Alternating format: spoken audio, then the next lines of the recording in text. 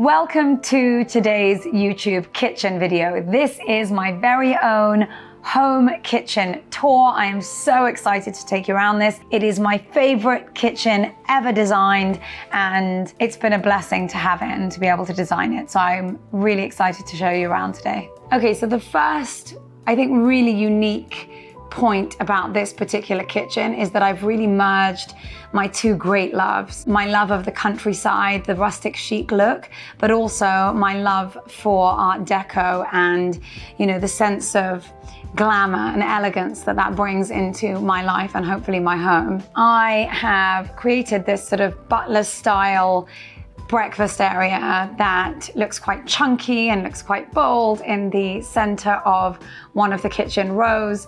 And what I've done is try to make that feel very countryside-like. So we've got really wide, deep drawers and then this really nice thick worktop. But everywhere in this kitchen, you will see that I've created a really stark contrast. So where I've got something that feels very country, I've immediately contrasted it with something that feels very Art Deco.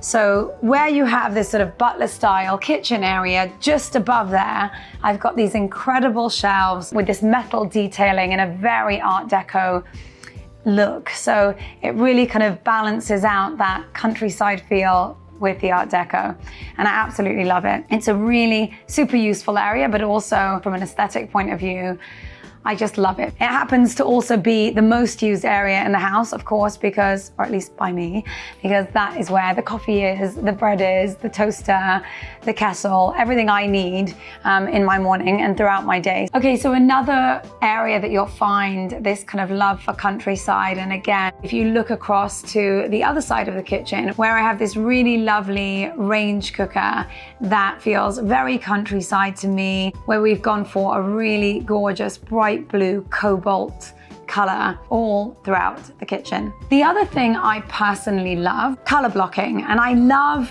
a color block. I love the simplicity of it, but yet the boldness of it, and I've definitely got that in the kitchen. So the first thing everybody notices when they come into the kitchen, why did I go for a bold blue, given that generally my interiors are quite neutral, quite pared back? Well, I kind of felt like this was my one opportunity where if I was going to go for it and do something really outstanding and completely different and unique, this is the space I could do it in. I'm a big believer and a big supporter of neutrals and layering with tones, but I think if there's one space that you feel can handle a really big color, then absolutely go for it. My kitchen happens to be in the middle of a dining space and a living room, and so it's really quite an open space, and I feel that size almost gives me the opportunity to employ, you know, a much bolder color and to do it without feeling like it's overpowering the whole area. Okay, so the other very obvious Art Deco feature that you'll find again all the way throughout the kitchen is this geometric detailing with the gold inlays, and it's very detailed. It goes on throughout the kitchen. It's on the fridge doors, the pantry doors, it's on the spice shelves, and it really does go throughout the kitchen, and I love that. Okay, so I've talked about the blue cobalt color, but I haven't talked about the really rich neutral taupe that we've got in this kitchen. So I actually went for a much darker, deeper taupe than I would usually go for in a kitchen, and I think that's because I wanted it to work really well with the cobalt blue. I didn't want it to be such a stark contrast that it felt, you know, just too wild and too outrageous.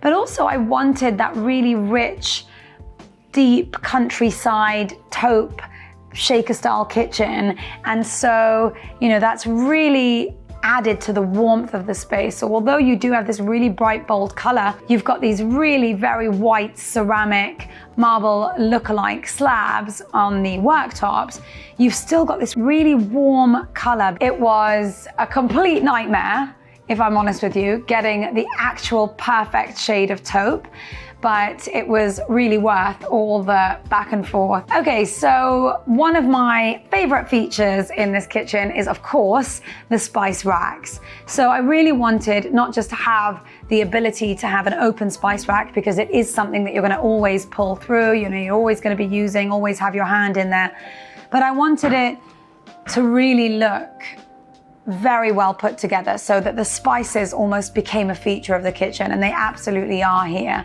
We have them on this really lovely shelving that just sits underneath the main upper doors of the kitchen, and they float almost because they're hanging with some gold poles, and they just look fabulous. It really is a massive feature of the kitchen, and it's just one of those really lovely highlights where, you know, I love the fact that everywhere you look in this kitchen, there's something that will pop out, whether it's a gold inlay in the geometric, whether it's the blue doors, whether it's the incredible oven and hob, or whether it's this lovely spice drawers. I wanted everywhere that you looked to be a space of interest. But what was, I think, most difficult for me was creating so much interest in all these different spaces and yet keeping it feeling very simple and clean and bold.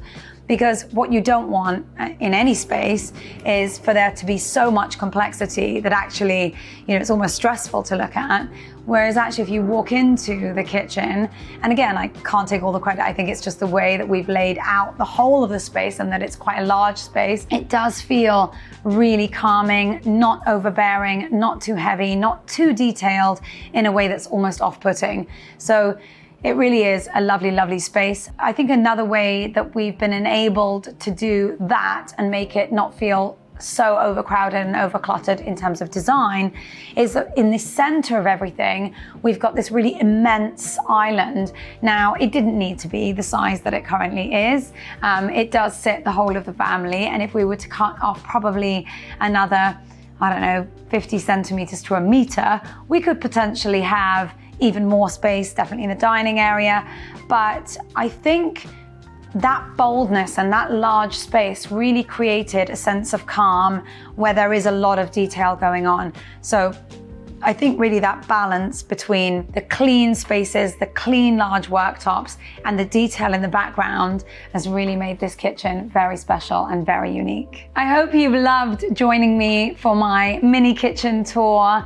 I always love doing these videos for you, and I hope I get to do many more. If you have not already, please do subscribe, hit the subscribe button, and apparently also the little alarm button. I don't know what that is, but the little alarm button, because that gives you alerts and lets you know when we are recording. And although I am trying my best to give you a really regular recording schedule, life sometimes with kids and family and work is so crazy that it doesn't always happen. But I will always try my best to upload on a weekly basis. But if you press the bell button in red, I think, then you do get alerts and you'll be alerted to when we have the next video up. So I look forward to seeing you next time, and thank you for watching.